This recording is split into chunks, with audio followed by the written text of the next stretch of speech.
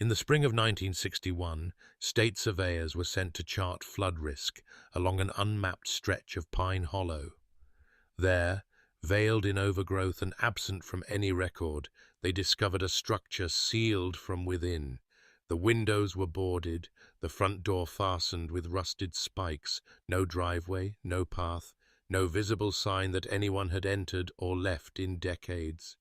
Inside, they found no signs of modern life, no wiring, no plumbing, no instruments of heat or sound, just 11 narrow beds arranged with intent, a child's chair fixed to the hearth, and behind a false wall, a volume bound in wax and blood.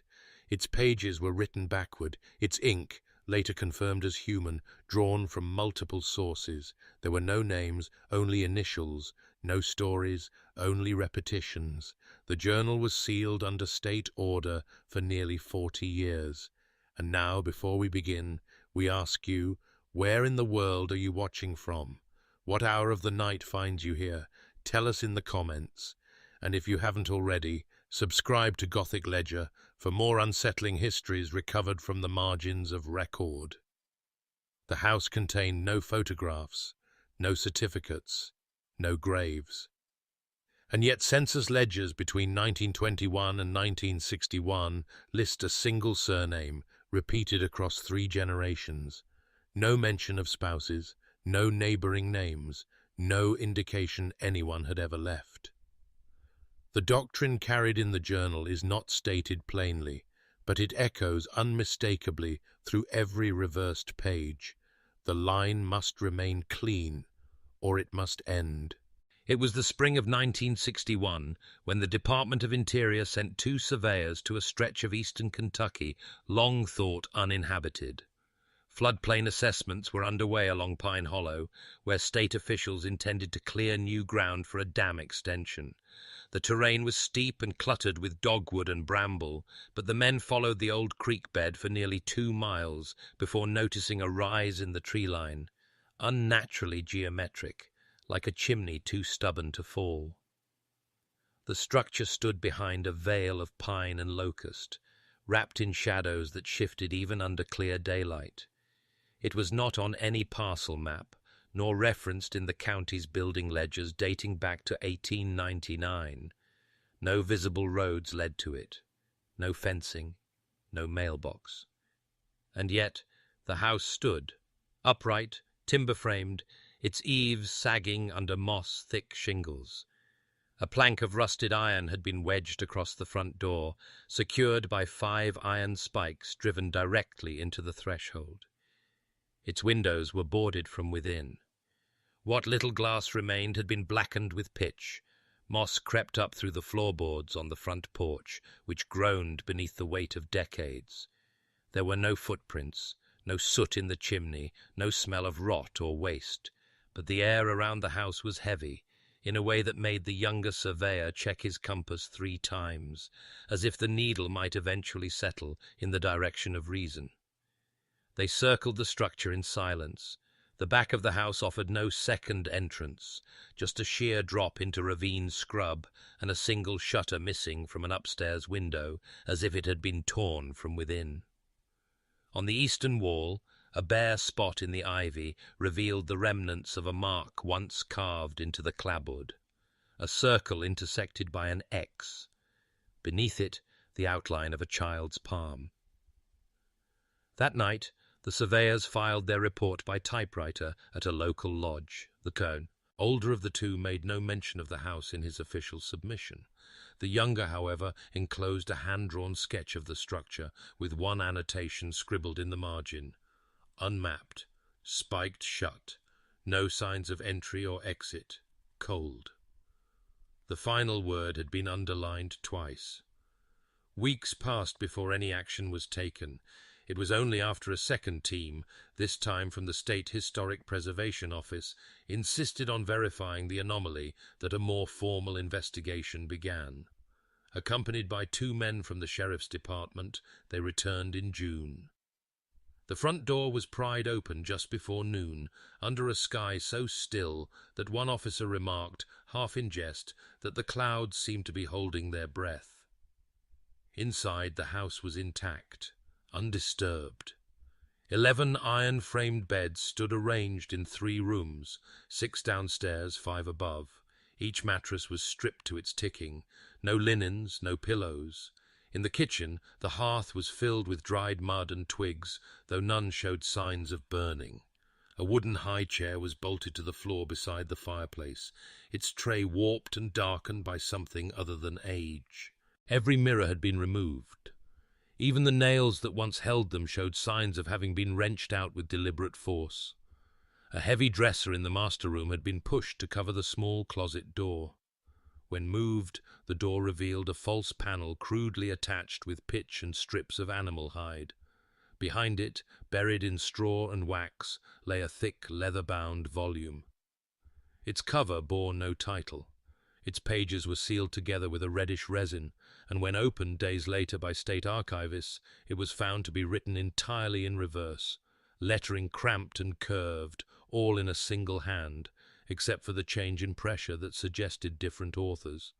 Blood, they confirmed later, had been used as ink. Human. Several sources. No photographs were found in the house, no documents of ownership or occupation, no electrical wiring, no plumbing.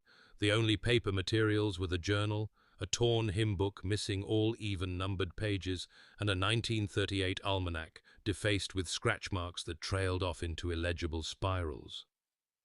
The basement door was sealed with a wooden beam nailed shut on both sides. Efforts to open it without compromising the structure failed, and no further excavations were authorized. There was no record of the family ever leaving, only that they had stopped being counted. The house was quietly reclassified as a hazard and sealed once more, this time by the state. The journal was stored under restricted access until 1998, when jurisdiction transferred to a university archive and the documents were re-examined under psychological ethics protocols. But none of the investigators, not even the state-appointed historian who catalogued the site, could agree on one detail: whether the house had been built to keep people out or to keep something in.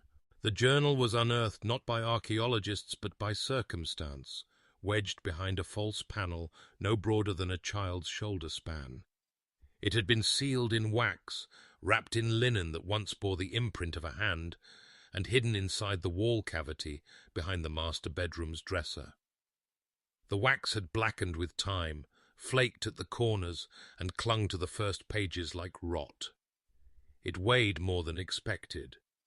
When first opened under sterile light at the State Records facility in Frankfurt, the writing appeared illegible until one intern held it against a mirror. Only then did the meaning emerge.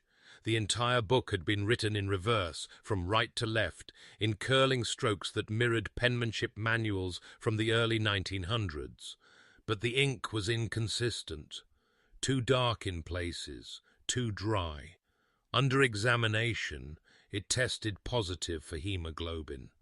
Later analysis identified it as human blood, sourced from at least 3 distinct individuals. The concentration of iron varied by entry, suggesting some were written decades apart. There were no names in the margins, no titles or dates beyond small sets of initials, M.E.R.M., J.R., and a repeating monogram, often scrawled larger than the others, L.L. Always L.L. Entries were not composed as letters or reflections, but as instructions, quiet manifestos. Some read like hymns, others resembled genealogical records, though the format dissolved by the 3rd page into lists of births paired with phrases like retained, corrected, or folded out. None of the entries described daily life, no mention of weather, crops, or seasons, no exterior references at all. Instead, the pages read like conversations passed inward, ritualistic reminders spoken from one generation to the next, as if no one had ever left the house. One entry from 1923 describes the cleansing of a mind corrupted by outer talk, Another, in smaller hand, refers to the second child born right-blooded, followed by a series of notes on posture, silence, and teeth that clench too soon. Throughout the journal, physicality was referenced as a moral concern. Narrow hips, fused toes, the alignment of eyes. The corrections were neither medical nor spiritual. They were genealogical. No outside names ever appeared. A separate section, added between the stitched binding in what appeared to be lambskin vellum, was glued into the journal's spine at a slight angle. Its text was erratic. Letters doubled back on themselves. Syntax collapsed. But one line stood out, written in a more deliberate stroke and mirrored in larger script. The left-handed ones can't be taught. Burn their names. Bind the mouths. It became apparent through repetition and notation that the initials in the margins may not have stood for names at all, but roles, or perhaps locations. M.E. appeared most frequently near anatomical sketches. J.R. was always followed by dates and corrections, and L.L., the dominant symbol, was most often written at the beginning and end of entries, as if marking authorship and approval. Forensic analysis revealed the pressure of the pen strokes deepened with each generation. Later entries tore slightly through the paper, as if written by an unsteady or malformed hand. By 1959, the language deteriorated into glyph-like shapes, still reversed, still in blood, but devoid of coherent meaning. Even among cryptographers, those last 2 pages resisted interpretation. The patterns resembled fetal silhouettes drawn in triplicate. But it was the final line, sealed with a pressed thumbprint in blood, that silenced the reviewing panel. We were not meant to bend outward. The journal was resealed under medical ethics restrictions for nearly 40 years, yet those who handled it firsthand reported more than professional unease. One archivist resigned 3 weeks after cataloguing its contents, citing difficulty with sleep and persistent nausea. She later described recurring dreams of a windowless room where children sat back to back, scribbling with their left hands in perfect unison, though none made a sound. What remains most disturbing is that the handwriting across all 40 years, despite apparent changes in age, strength, and clarity, never deviated in style, as though the hand that began the journal never truly died. The earliest entries in the blood-written journal carry a peculiar formality, as though the writer considered himself a steward more than a subject, an observer recording a necessary process. They do not begin with family names, nor prayer, nor even location. Instead, they open with a phrase written again and again, reversed and underlined, "Only the clean shall multiply." This phrase recurs across several pages, each time flanked by initials and markings that later researchers would liken to breeding charts, diagrams more commonly seen in livestock logs than in human record-keeping. There are no references to God, no mention of covenant, divine instruction, or redemption. The doctrine found within these pages is not theological, it is anatomical. The preservation of a line, referred to only in the singular, is described in stark biological terms: traits to be amplified, defects to be culled, hair color, spine length, facial symmetry. The entries speak of these attributes with the precision of a eugenicist, though no scientific source is ever cited. The knowledge appears self-contained, reinforced only by repetition and blood. A key passage, dated by ink degradation to the early 1920s, details a pairing between 2 individuals marked with the same monogram. LL plus LL yields second formation, no deviation in teeth, breaths evenly, no stammer. No names are given, no emotional reflection. The tone is mechanical, relieved only by a note in the margin. The line remains narrow. Narrow is strong. Later entries expand this ideology to behavioral criteria. A child who sang before sleep is described as unripe. Another who refused to eat boiled root is listed with the term excised. No context is provided for what excision entailed, though blood traces between pages suggest something was physically marked, redacted, or removed. The philosophy that emerges is one of contain me. Not expansion. It is not designed to welcome new blood, but to refine existing stock, generation after generation, until the line folds in on itself. What modern anthropology might call genetic bottlenecking is here framed as ascension. The fewer the variables, the fewer the flaws. The fewer the flaws, the closer to what the journal calls lineal perfection.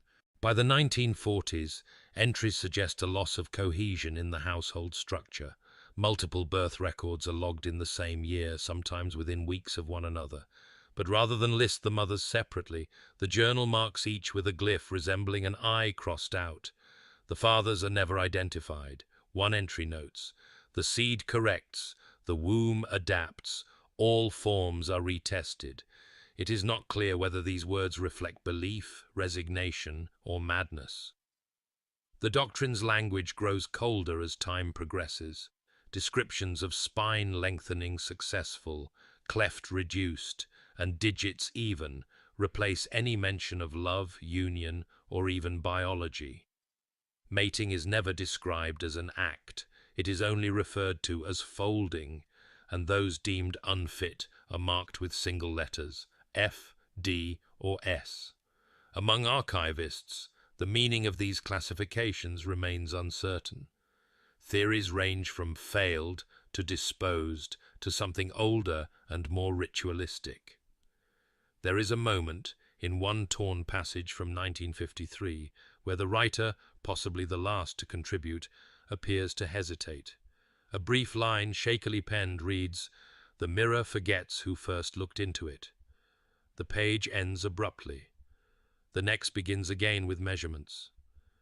What becomes clear through the silence, through the sterile tone and meticulous record-keeping, is that this was no spontaneous decay of a family. It was chosen, overseen, repeated. The collapse was not accidental. It was ritualized, sought after, and the doctrine, rather than breaking under the weight of madness, appears to have calcified into a kind of sacred logic. No names were ever written, no individuality acknowledged, only initials. And the conviction that the purer the blood became, the less human it had to remain. Between the years of 1890 and 1921, the surname appeared regularly across church ledgers, school enrollment forms, and county marriage rolls in eastern Kentucky. The family attended a Baptist chapel twice per month, tithed modestly, and logged their births in ink like all others. Witnesses recalled them as quiet, slow to speak, but present. They brought baskets to winter gatherings. They sat in the back pew. They were counted. After 1921, the name vanishes from all public congregations. The final mention in the church ledger is a baptism, an infant whose name is only partially legible. The entry is marked with a note from the minister referencing a disagreement over godparent selection. The handwriting falters at the end. The next week's page continues with unrelated names. No formal departure was recorded. No excommunication, no illness, no relocation notice. They had simply, in the span of a single season, withdrawn. Yet county census records tell a different story. In 1930, the federal enumeration listed 5 individuals at the Pine Hollow property. In 1940, the number had increased to 9. By 1950, 11 were recorded, all under the same surname. No occupations were listed, no educational attainment, no known languages. In every decade, the household's respondent was recorded as unavailable. The census taker marked the information as inferred by neighbor testimony, though none of the nearest homesteads were within 2 miles. The curious detail lies in the surname repetition. Each entry carried the same last name. The first names, however, were all variations of the same few initials, R, M, L, reordered, reduplicated, sometimes reversed. One child was listed as LML, another as MR, followed by a scrawled note, same as above but younger. School board minutes from 1925 refer to a district visit to the family estate. A county clerk assigned to encourage rural enrollment compliance noted the children were seen only behind glass. The official was reportedly denied entry into the home and stated the woman who answered the door spoke as if echoing. No children from the household were ever registered in any district school afterward. The state birth registry provides further disquiet. Although names appear for each decade, there is no record of maternal identity after 1924. The same surname is listed for both mother and father. In some cases, the mother's field is left entirely blank. In others, only the initial L appears. It was not uncommon in that region, especially during war years, for families to raise children off-grid.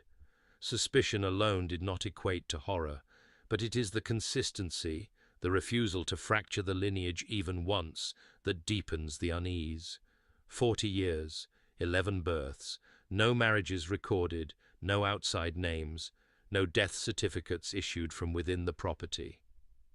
An anonymous letter, dated 1956 and filed among the county clerk's miscellaneous inquiries, refers to children walking the same path at the same hour each day.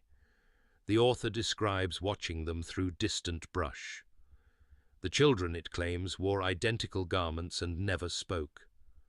The letter ends abruptly with the line, "I thought one was a mirror, until it blinked." By 1961, when the house was uncovered and surveyed, no neighbors admitted to knowing its residents. The property had acquired the local nickname, the Hush House, though no one claimed to have coined it. What remained inside suggested continuity without contact, ritual without interruption, a family line sustained without infusion, a private world looping in on itself, generation after generation, like a clock turning inward. The absence of outsiders was not accidental, it was engineered. And the children, if they could be called such, were not born into the world. They were built to remain outside of it. Among the more unsettling patterns to emerge from the sealed journal was not simply the repetition of names or the mirrored writing, but the quiet compression of time between births and between roles.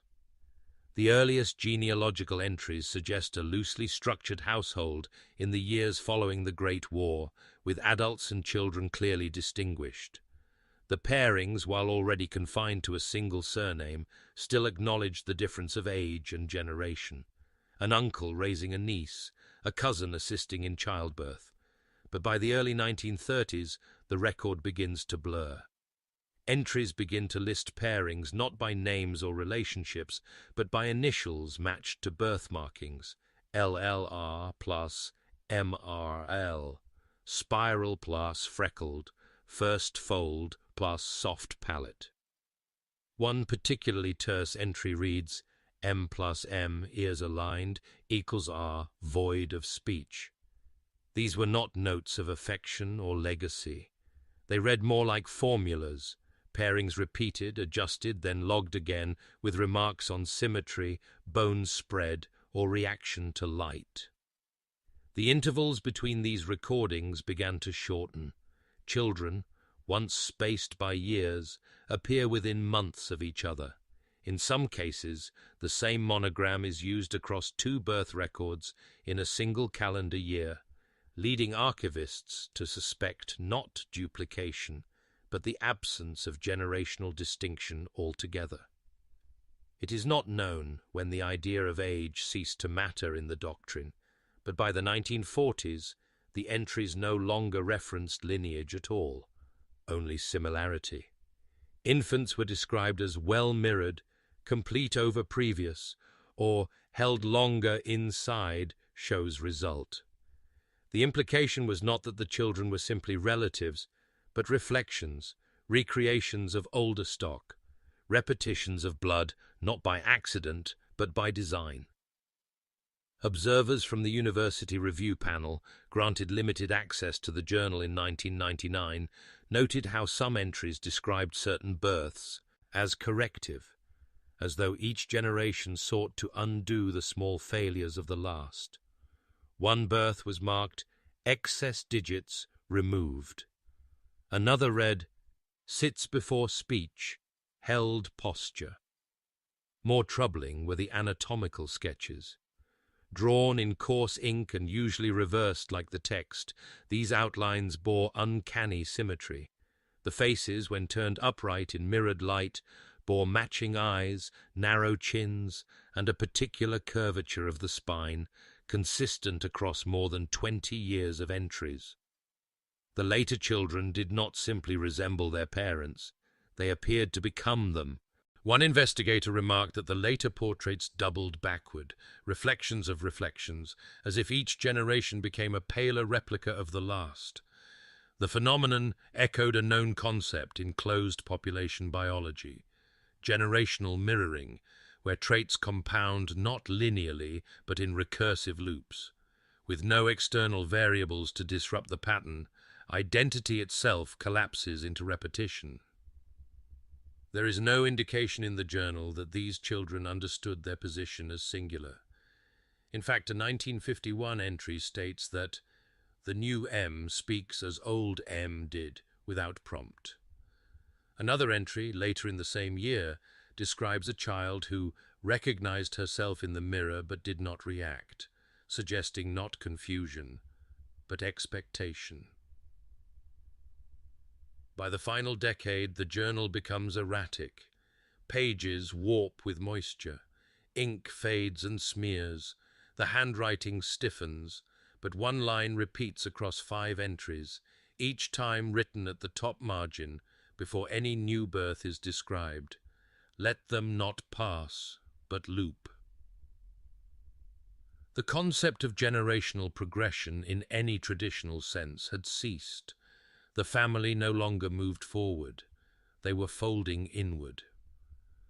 And the children, if they can still be called that, did not look like products of time, but of design, not born of love or even instinct, but constructed in precise ratios, as if some hand, guided not by madness but by cold obsession, was shaping them toward a final, unblinking image. What that image was meant to be is never stated, only that it was nearly complete. Among the pages of the sealed journal, archivists found a series of entries distinct from the rest, written in a hand smaller, more delicate, and yet unnervingly precise. The strokes were fine, the ink lighter, as though produced by younger fingers. But it was not the age of the handwriting that drew attention. It was its orientation. Unlike the earlier entries, which had been reversed with intent but showed the slow degradation of pressure and stability, these newer passages were written flawlessly in mirrored cursive. Letter forms that typically betray a child's uncertainty, loop height, baseline alignment, spacing, were absent. The handwriting was perfect, not merely copied backward, but composed that way, as if the child had never learned to write in any other direction. Scholars reviewing the journal noted this pattern began around 1946. One entry, believed to be a lesson transcription, lists the entire alphabet in reverse order, followed by rudimentary instructions, also reversed, on how to pronounce the letters aloud. The sequence is repeated 3 times, then signed with a single initial. There are no forward-facing entries after this point. The implication is unsettling. These children were not correcting or mirroring an existing language. They were raised inside a reversed world. The journal, rather than being a cipher to decode, had become the only form of writing they ever knew. A loose sheet, tucked between pages near the end of the book, contained what appeared to be a story.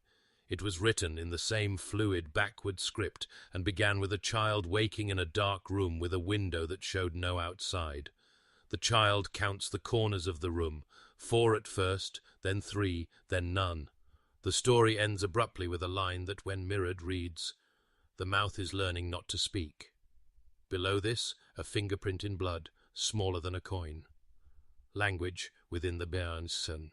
Doctrine was never used to communicate outward. It was a closed loop, a self-referencing system meant to transmit rules only to those inside the bloodline. If a child could write forward, they were considered misformed. If they asked to read aloud, they were marked with an S in the margin. That letter appears frequently, but never twice beside the same set of initials. It is presumed those children did not remain. An anecdote from a surviving field journal, written by a clerk who assisted in the 1961 investigation, describes a single page pinned to the wall above one of the attic beds. It was framed with twine, stitched crudely into the wooden paneling, and read only one line. The clerk mirrored it manually and deciphered it as, "Pure is thee." But it was the handwriting that disturbed him most. It was too symmetrical, too steady, a pattern without error. He later wrote that the script looked printed, but pulsing. There are theories among linguistic anthropologists that prolonged exposure to mirrored script affects cognition. The brain adjusts not only to the visual input, but to the logic behind it. Direction, sequence, and even time perception begin to distort. Reversed writing is not simply a novelty. When learned young, it can replace conventional structure entirely. By the final pages of the journal, several entries appear less like text and more like symbols, looped, mirrored sigils that do not belong to any known alphabet. The penmanship remains meticulous, but the meaning is lost. The children, it seems, had begun to invent language of their own, not for secrecy, but because they had no memory of anything else. The last line, attributed to a younger hand, is etched into the margin of a torn sheet. It is the only entry written both forward and backward on the same page. When mirrored, it reads, "I will become the voice." The forward version, written beneath, says nothing at all. Just a pattern, repeated until the ink ran dry. In the spring of 1944, a clerical review at the Breathitt County Records Office uncovered an inconsistency in the birth registry, one that would remain uncorrected and unexplained for the next 70 years. 5 infants had been registered under the same household, all within a span of 11 months. Each listing carried the same surname. Each birth occurred at the same address, a hillside property on Pine Hollow, long thought vacant by those who lived nearby. What made the entries most peculiar were not the dates nor the repetition of location, but the names themselves, or rather the absence of distinction. Each child was listed with identical initials, LL. The middle initials varied only slightly, alternating between R, M, and once, oddly, the number 3. No full names were given, no mothers identified. The entries bore no medical attendant or midwife signature, only the phrase "reported by resident," a term used when a household refuses external examination. The ink used in all 5 entries matched in age, but not in pen pressure, suggesting they were recorded at the same time, not in sequence. When cross-checked against death records, no matching infant deaths were found. None of the children were ever recorded again.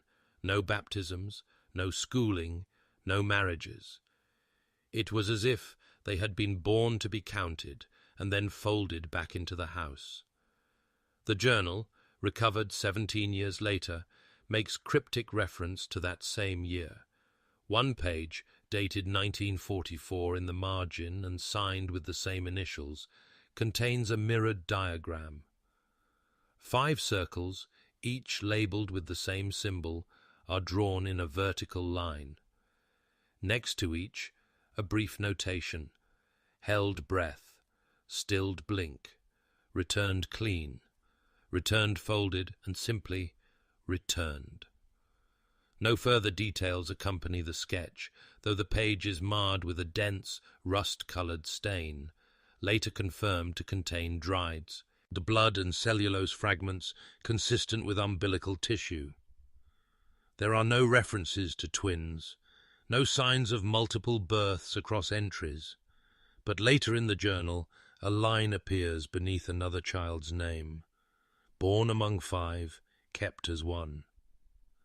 A former census supervisor, interviewed decades later, recalled how the Pine Hollow property had once been flagged for further inspection due to inconsistencies in birth rates. A form letter was sent, requesting confirmation of family structure. The letter was never answered. When a field agent arrived at the property in early winter of that same year, he reported a total absence of noise from within the home. He noted smoke rising from the chimney, but no visible movement. He knocked twice. No reply. And then, from behind the wooden slats of a boarded window, he observed what he believed to be a child's face. Pale, identical in profile to a photograph he'd seen weeks earlier, submitted with one of the 1944 birth certificates. The child blinked once, then withdrew. A moment later, a second face appeared, then a third. All identical. The field agent returned with another census official the following morning, but by then the windows had been covered entirely in pitch. The property was later marked non-compliant, not hostile. No further visits were authorized. Whether the 5 entries in the 1944 registry represent 5 children or 1 child repeated through administrative error remains a matter of archival debate. Some have suggested the entries reflect ritualistic naming, a deliberate obfuscation of individual identity in favor of ancestral preservation.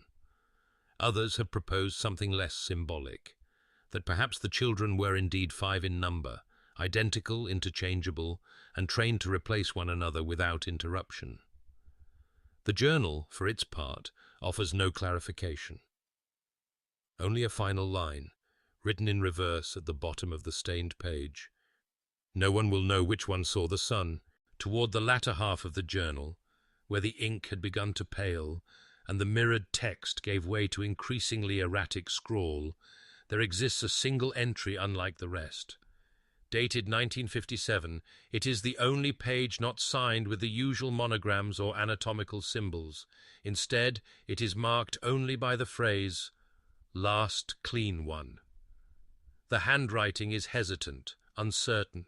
It lacks the precision found in earlier entries, the confident symmetry of a child raised to reverse the world. The letters lean inconsistently left and right, as if the writer had been forced to unlearn something fundamental. The script resembles a person speaking a language they no longer believe in. This voice, though faint, breaks the long pattern of ritual and obedience. Rather than reinforce the doctrine, the writer begins by admitting confusion. Not guilt, not error, just a quiet, calculated confusion. "The others move in rhythm," the page reads, "but it is not mine. They speak my name, but not with mouths." What follows is a brief accounting, not of births or corrections, but of anomalies. The writer describes the house as shrinking, not in dimensions, but in function, rooms repurposed, hallways sealed, mirrors, once absent, now reappearing where windows had been. The attic no longer held beds, it held watchers. There is mention of one sibling, or something that called itself such, who walked without bending his knees. Another, who copied the writer's speech before it was spoken. The tone here shifts from curiosity to dread. The writer admits to sleepwalking, though not outside the home. Rather within rooms he believed had been locked for decades. One note simply reads, "I woke inside the wall."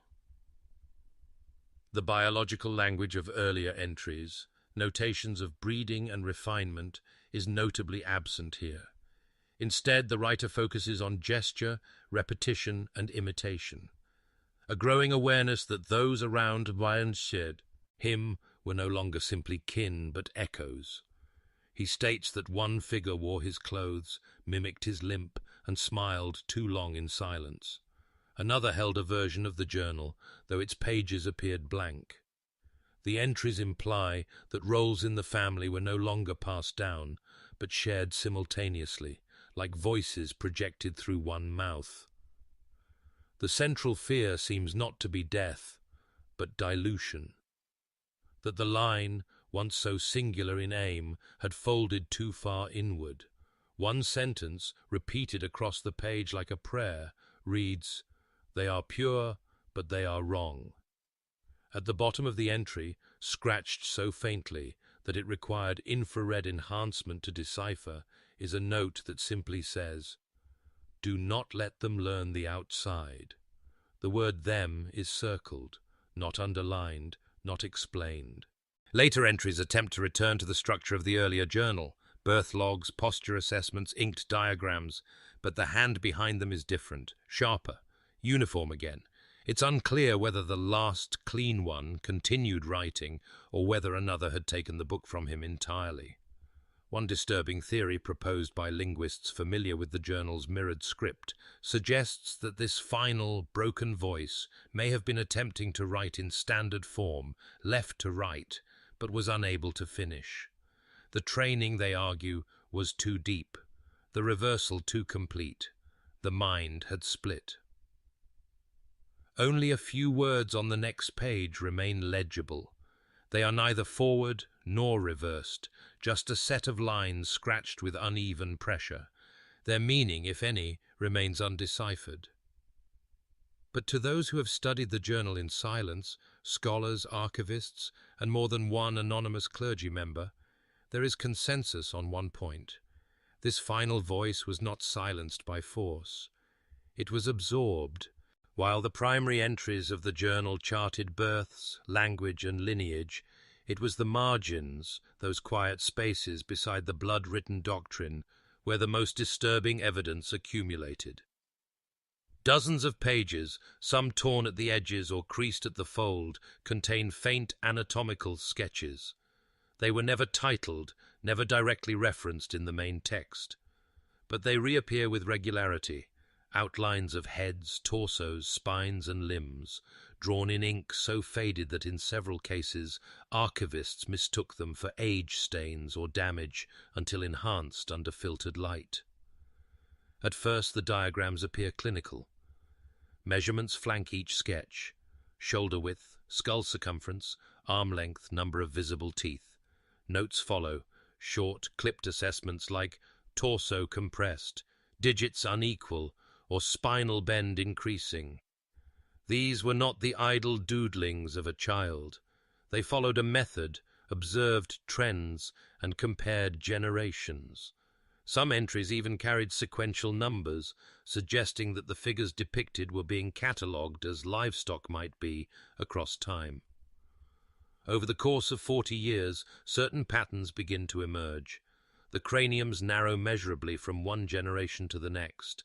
The mandibles recede, noses flatten. In later sketches, the ears disappear entirely. One figure is marked with a circled note, "Birth with no shell." Another, likely female, is labeled "No hip flare, recheck." Hands appear frequently, always in profile. Early drawings show 5 fingers, annotated with notes about nail curvature and thumb span. But over time, the digits diminish. 4 fingers, then 3.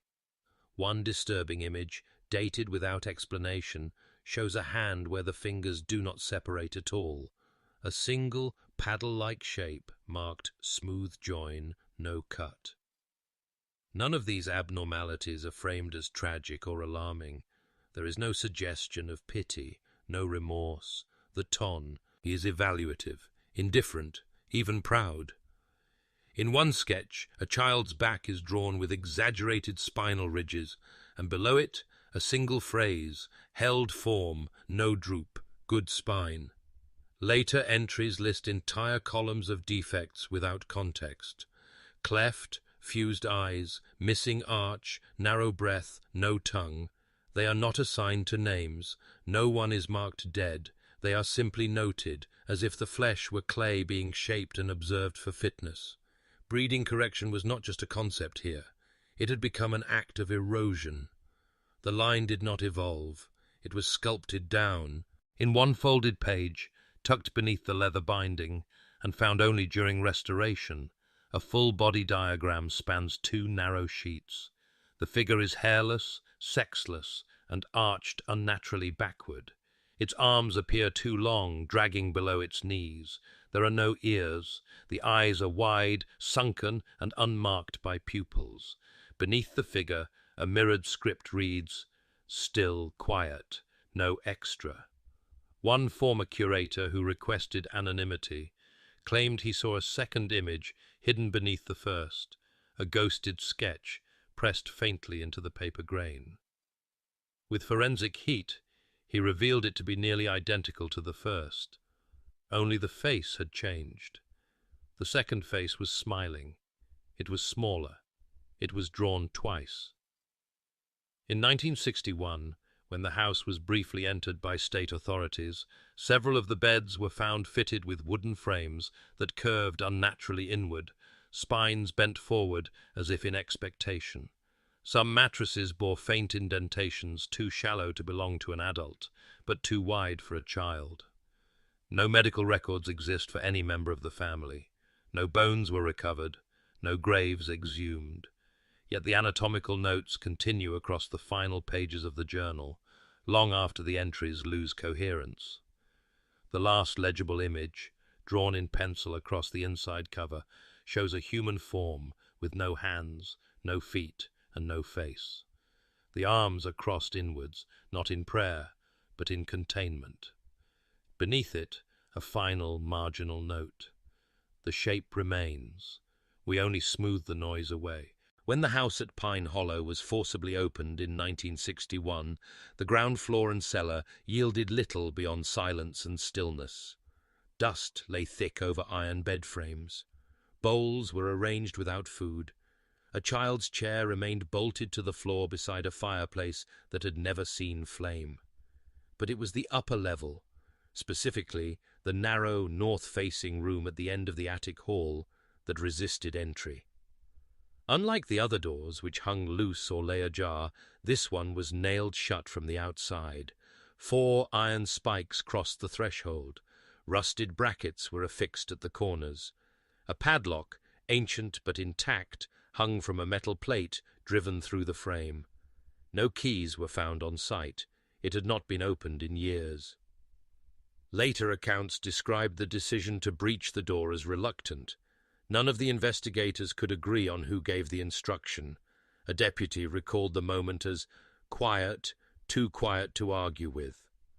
The lock was removed, the nails pulled loose one by one, and behind the door, beneath a low ceiling that bowed inward with age, was a room unlike any other in the house. 3 beds low to the ground had been arranged in parallel against the wall. They were smaller than standard cots, handcrafted. Their posts were uneven, and their frames unusually narrow, as if designed for bodies that had not grown according to expectation. Each bed bore iron fixtures at its corners, still affixed to short chains. The chains terminated in heavy, worn buckles. Beneath the middle bed, a dark stain bloomed from the floorboards outward, stopping in a perfect semicircle against the footboard. Later tests identified the stain as human blood. It had seeped between the cracks and dried into the grain over many years. No body was found. One wall of the room had been marked in dozens of vertical slashes, some shallow, some deep. The cuts formed no clear pattern, no numbers or letters, just repetitions of force, etched downward with something sharp and unsteady. A second wall bore nothing at all, save for a single piece of twine nailed in a crooked line from corner to corner. Attached to the twine were 5 yellowed cards, each with a mirrored letter scrawled in what appeared to be charcoal. When viewed through reflection, the cards spelled a single word: still. Tucked beneath one of the beds was a folded cloth bundle. Inside were 2 objects, a wooden spoon worn down to a nub, and a paper scrap covered in mirrored handwriting. It bore the date 1955. The message, when reversed, read, The third is not like them. The third speaks without sound. Investigators noted that the room had no insulation, no ventilation. The single window had been boarded from within. One of the boards had scratch marks along the lower half, spaced with regular rhythm, too low for an adult hand, too deliberate for rodents. The glass beneath the boards was intact, but clouded from the inside with a thick film, as if someone had pressed against it day after day, until the surface began to fog with skin oil and condensation. No handprint remained, only the pressure of repetition. There is no indication of how long the children, if children they were, remained in that room. No names were assigned to the beds. No voices were recalled by any neighbors. Yet one entry from the journal, dated 2 years before the discovery, suggests a purpose for the locked space. It reads simply, "We hold what diverges." The floor beneath the bloodstain was later removed for examination. A shallow cavity was discovered, empty, save for 3 strands of hair, coiled neatly, knotted at one end. The hair was dark, human, and when tested decades later, revealed mitochondrial DNA inconsistent with the known lineage of the household. It did not match any of the other samples recovered from the journal pages, the walls, or the bedding. It matched no one at all. Somewhere between the restraints, the slashed walls, and the sealed window, something else had lived there, however briefly. Something not off the line, and by all appearances they had tried to correct that. The final entries in the journal differ markedly in tone, pressure, and intent. Where earlier pages were crowded with mirrored doctrines and measured corrections, records of bone, blood, and symmetry, these last passages are sparse, brittle, and visibly strained. The ink is faint in places, rushed in others, as though the writer had begun too late and wrote with shaking hands. It is not clear who composed these closing thoughts. The handwriting does not match the earlier generations. The flourishes are gone. The lines slant downward across the page as if pulled by weight. The monogram used throughout the family's lineage, LL, appears here only once, scratched into the lower corner like an afterthought. The rest is unsigned. The first of the final passages begins with a simple declaration. It has turned inward upon itself. No elaboration is offered, just the statement, floating on the page, followed by a noticeable gap, as if the writer had paused in hope that the ink might answer back. Later lines suggest a growing awareness that the doctrine of purity, upheld for over 4 decades within the walls of Pine Hollow, had entered a terminal phase. The children, it says, no longer followed instruction, not because they resisted, but because they no longer needed to be told. They had become it. The structure of inheritance had collapsed into simultaneity. Roles were no longer passed down, but shared, mirrored, recycled. One note states, "They do not ask where they came from. They ask where I went." The implication is not of rebellion, but erasure, that the final adult, if such a distinction can still be made, was no longer regarded as separate, not father, not teacher, just a failed version of something that had corrected itself. A second entry, written hastily and across the margin of a blank page, reads, "They know my thoughts before I write them. They smile when I fail to finish the sentence." The line ends abruptly, mid-stroke. From this point forward, the journal becomes fragmented. Pages go unnumbered. Some are covered in repeated words, others in ink blots that do not dry. One page is filled entirely with backward rows of the letter M. Across the top, a mirrored phrase, "One will not blend." But it is the final full page that marks the journal's closure, not with ritual, but with warning. It begins with a list. Each line begins with the word seal. Seal the pantry, seal the stairwell, seal the attic floor, Then more abstractly, seal the names, seal the memory, seal the blood. And then, at last, seal the house, let it be the grave. No one must survive the ruin. The sentence is underlined 3 times. The final stroke cuts through the bottom margin and into the leather of the binding itself. Authorities who examined the house in 1961 noted that many of these commands had in fact been carried out. Rooms were nailed shut, hallways blocked by collapsed furniture. The pantry had been filled not with food, but stones. All mirrors, as earlier noted, had been removed or blackened. Even the small fireplace had been stuffed with hay and lye. Only the front door had remained untouched, left to be found, perhaps deliberately. A final phrase, found scrawled on the inside of a closet wall, seems to echo this intention. It was not written in ink, but scratched into the wood. The letters are reversed, crude but decipherable. We could not be buried, so we became the house. No human remains were ever found inside, but blood traces were present in every room, most old, some recent. One long smear ran from the base of the attic door to the lower stairwell. It stopped midway. No footsteps followed. Whether the final writer succeeded in sealing the ruin is unknown, but by the time the house was rediscovered, it had already been forgotten by the world beyond, hidden as if it had collapsed inward, not structurally, but genealogically. And if any of the children had survived, they did not leave. They waited.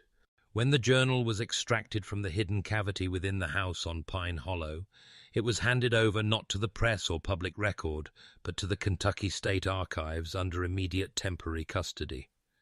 The officials involved in its handling were instructed, unofficially, to speak of it only in vague terms: an anomalous document, sensitive genealogical material, or unresolved property evidence.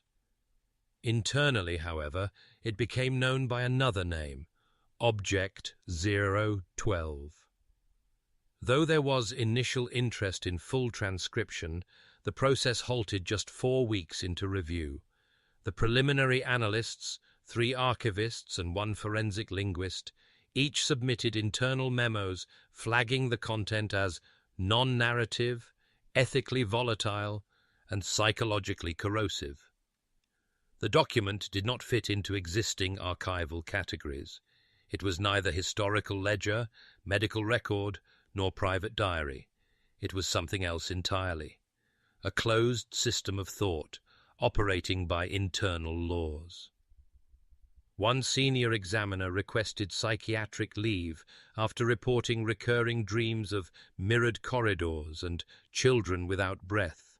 Another complained of vertigo while handling the journal, stating that the mirrored script made her feel as though she was reading herself backward. Within a month, all further transcription was suspended. A formal petition was submitted to classify the material under the Kentucky Medical Ethics Clause 27B, an obscure statute designed originally to protect patient records involving extreme mental illness or unsanctioned procedures. Though the law had rarely been invoked since the 1920s, the petition was approved within 2 days.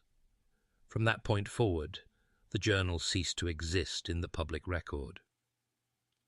It was placed in a sealed container and assigned an access code under the Department of Health, not the Archives Division. Even its location within the buildings was altered, moved from the General Holdings Catalogue to an unmarked annex reserved for restricted artifacts, many of which had no clear legal origin. There was no media coverage, no public announcement. The field notes from the Pine Hollow investigation were quietly reduced, redacted, and refiled under unrelated property law disputes. A single black and white photograph of the journal's cover exists, taken under poor lighting and never officially circulated. In the image, the leather appears bloated and uneven. A faint stain, possibly wax or oil, stretches across the spine like a darkened vein. What appears to be a fingerprint pressed into the top corner in dried blood, remains partially visible, though blurred. In 1971, the journal was briefly reopened under pressure from a university research team investigating hereditary isolation in Appalachian communities. After reviewing just 17 pages, the team withdrew their request.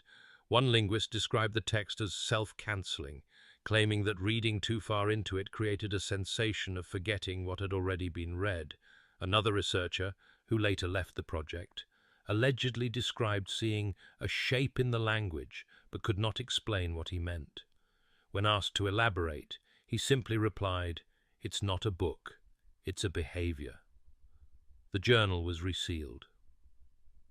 Over the following decades, the property on Pine Hollow was listed and delisted from tax rolls multiple times, often due to administrative confusion over ownership. Satellite imaging showed no visible change to the site, no structural collapse. The house remained standing, though overgrown and unvisited. In 1996, it was removed from state records entirely. To this day, there is no record of the family's name in Kentucky's genealogical index. The census entries have been archived but redacted. No first names remain, only initials, and even those appear to shift between documents, as if the lineage had begun to recede, not just from public record, but from memory itself. The last formal mention of the case appears in a 1983 ethics review panel, where the journal is referred to only as Subject Text 0. The report concludes with one sentence unsigned: "Exposure to the material does not teach. It replicates." When the Pine Hollow homestead was entered in 1961, its silence suggested abandonment, and yet everything within the house, beds arranged, bowls stacked, chairs bolted, implied continuation. Records from county birth registries suggested at least 11 children had been born between 1922 and 1959. At least 6 adults were inferred, though never named, but nowhere on the property was there any indication of death. No headstones, no funeral remnants, no graves. Surveyors began excavation on the 3rd day of the investigation. The land surrounding the structure was uneven but undisturbed. No obvious mounds, no wooden markers, no depressions in the soil. A nearby clearing roughly 60 yards west of the house showed signs of prolonged exposure to weathering, yet no tools, no clothing, and no remains were found. Just rock and roots, thick ones, tangled and pale, buried shallowly beneath the earth as if growing out rather than down. The initial strategy involved shallow trenching. Shovel strikes met resistance almost immediately. Dense limestone near the surface, twisted root networks coiled like sinew beneath an old wound. Nothing yielded, not bone, not artifact, not ash. A ground-penetrating scan conducted decades later showed similar results. The land was geologically anomalous, layered not in strata, but in a kind of spiral pattern, where stone curved around patches of dry earth like a funnel. One geologist described it as not a graveyard, but a seal. Yet the records were clear. Births had occurred. Several of the journal entries even referred to disposals, excisings, and returnings. A passage from 1942 reads, "2 born, 1 folded, buried back into the form." No indication is given as to what form refers to, but by 1945 the word appears again, returned into the root. One investigator recalled a moment during excavation where a sapling, no taller than a boy's shoulder, was removed to allow for further digging. The tree came free with unnatural ease. Its root system, though wide, had no central trunk, just offshoots, coiled in mirrored symmetry. At its base, beneath the loosened soil, they found something round, polished, porous. It resembled a jawbone, but it was too small, too thin, and it bore no teeth. It was never sent to lab testing. Instead, the site was quietly reclassified, no longer an excavation but a preservation zone. Soil removal was halted. A memo was filed noting cultural sensitivity and structural instability. The clearing was left untouched, and the surrounding forest was encouraged to regrow. Decades later, a naturalist visiting the region noted that no animals, neither rodent nor bird, nested within a 40-yard radius of the property. The soil, though rich with visible roots, yielded no worms, no beetles, and no sign of decay. Leaves dropped from the canopy above, fell and dried, but never decomposed. They simply remained year after year, forming a brittle carpet over a ground that seemed to resist change. What remains most disturbing is not what was found beneath the house, but what wasn't. In every recorded case of rural lineage across Appalachian counties during the same decades, at least one burial plot, marked or unmarked, is present. Family graves, stone circles, primitive cairns. Here, there is none. Despite decades of life lived in complete isolation, the family left no evidence of death, only repetition. Some have speculated that the bodies were burned or buried deep in limestone caves. Others suggest they were never buried at all, a rare unofficial entry from a county worker who visited the site in 1978 offers one last possibility. He described seeing dozens of wildflowers blooming around the western edge of the house, an area where no seeds had been sown, no sunlight reached.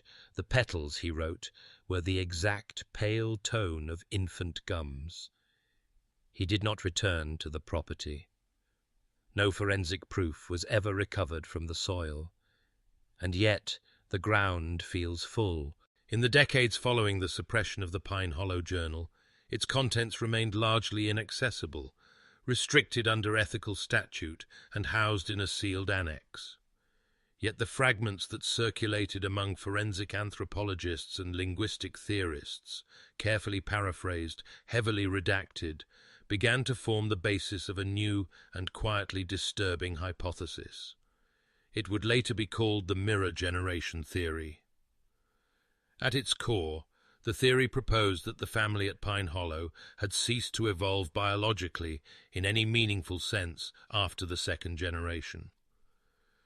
Through deliberate, methodical inbreeding over 4 decades, the genetic pool had narrowed to a critical point, not resulting in collapse, as is often expected in closed populations, but in eerie repetition. Initial signs were anatomical. Birth records noted recurring traits across decades: fused digits, bowed spines, mirrored molar patterns, recurring earlobe detachment. But it wasn't until the journal was partially transcribed in 2001 by a linguistics consortium working off unauthorized scans that behavioral repetition was noted. Phrases once believed to be unique reflections, personal thoughts, observations, prayers, were found to recur verbatim across entries written 20 or 30 years apart. These were not copied. The handwriting, when examined under forensic tools, was distinct per entry, but identical in structure. The angle of descent, the pressure curve on certain strokes, the flourishes, each matched its predecessor with a precision no known hand can replicate naturally. One analyst, in an internal memo, described the effect as watching a second voice remember what the first one forgot. The same patterns appeared in ritual and habit: bowing at entryways, sleeping without blankets, refusing to speak before dusk. These customs were never explained in the journal. They were simply reintroduced, again and again, as though instinctively recovered, like muscle memory passed not by teaching, but by blood.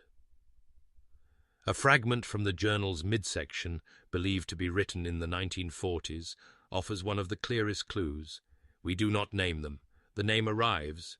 The implication was chilling. Children were not named by their parents. They became the names, repeating initials and behaviors until differentiation dissolved. One entry marks the birth of a child described as M, followed by a line that reads, "He knew the knock before hearing it." Scholars began to map these recurrences. A total of 8 initials were used across all entries, none new after 1932. Each reappeared in a near-identical sequence every 9 to 11 years. This suggested not only naming repetition, but functional replication. Roles: caretaker, recorder, child, correction, cycling through the generations with no apparent deviation. One theory, advanced by a researcher who later withdrew from the project, suggested the family had not been living in generations at all, but in loops. Time was not linear for them, not culturally, not cognitively. Each generation was a reflection of the last, made more perfect through elimination of variance. Traits that diverged were culled. Words that changed were erased. Only the mirrored pattern remained. Behavioral footage from a covert 1974 observation of the still-standing house, since lost, allegedly captured a figure moving along the upper window at exactly 4:03 p.m., repeating the same arc of movement every day for 5 days. Identical pace, identical pauses. The footage was deemed inconclusive. The family was presumed no longer present. But the movement, if real, suggested conditioning that had outlasted the bloodline itself. Later analyses proposed something even more disquieting, that the repetition may not have been entirely biological, that somewhere in the narrowing of bodies, the stripping of language, and the sealing of memory, the Pine Hollow line had found a way to transmit identity, not forward, but sideways, as if each child was not born new, but re-entered. The final pages of the journal, those few that remain, and intact, repeat the same mirrored line in dozens of variations. I remember being smaller, I remember being me. But none of the entries are signed, because no one needed to. In the fall of 2007, a small estate auction was held in Laurel County, Kentucky, to liquidate the belongings of a recently deceased antiques dealer. Most of the lots included unsold curios from his collection, tin toys, worn books, rusted tools with mismatched handles. Box 34, unmarked, unclaimed, and water-damaged, was sold to a local schoolteacher for $8. It contained a child's writing slate, a length of hand-braided twine, and a small notebook bound in stitched cloth. At first glance, the notebook appeared to be a typical school primer from the early 20th century. No publisher mark, no illustrations, and no name on the inside cover.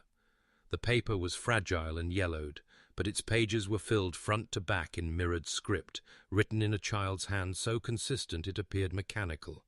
There were no titles, no corrections, no dates, only recurring letters, L, M, R, paired in infinite variation across the margins.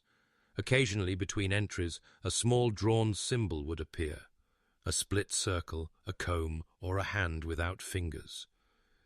Linguistic analysis, conducted months later by a private collector, confirmed that the writing followed the same mirrored syntax found in the sealed Pine Hollow journal.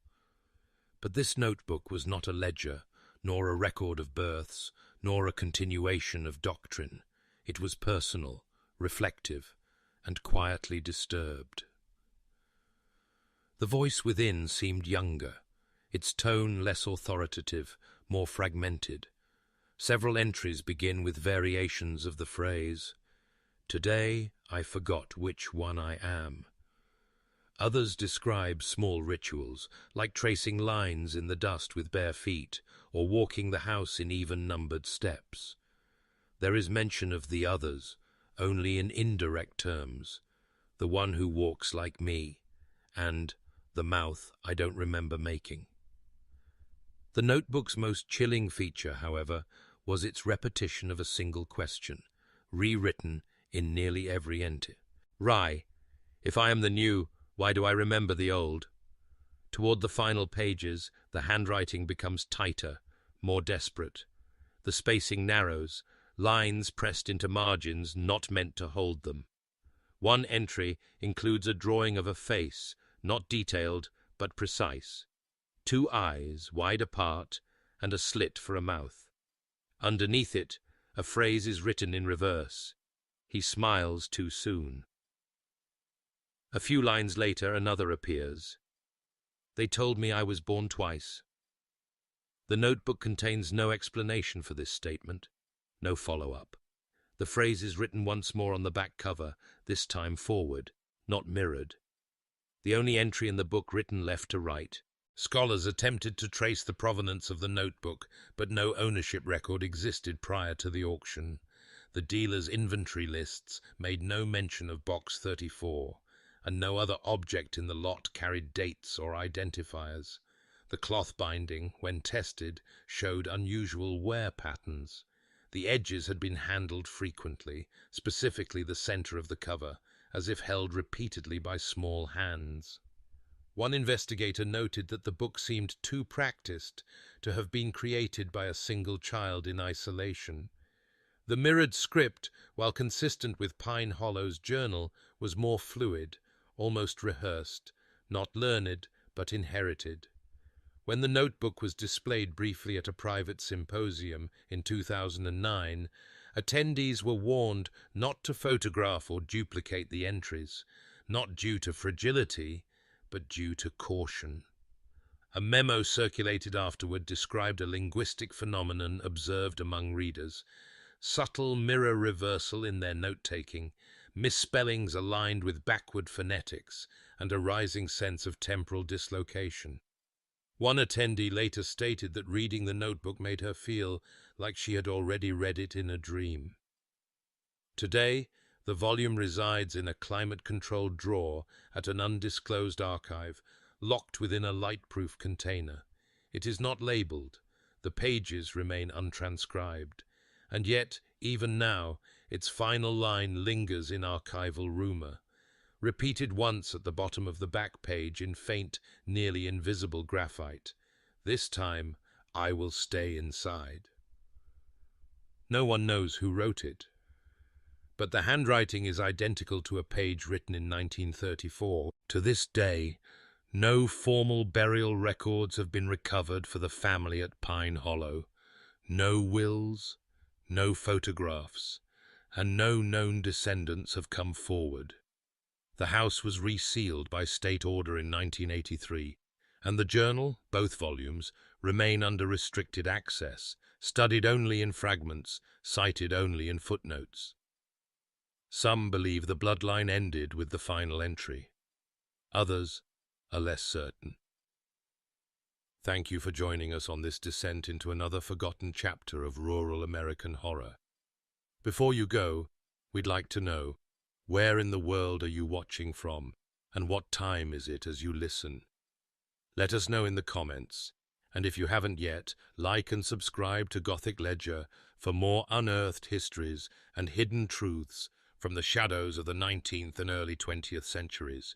Stay tuned, the next file has already begun to unfold.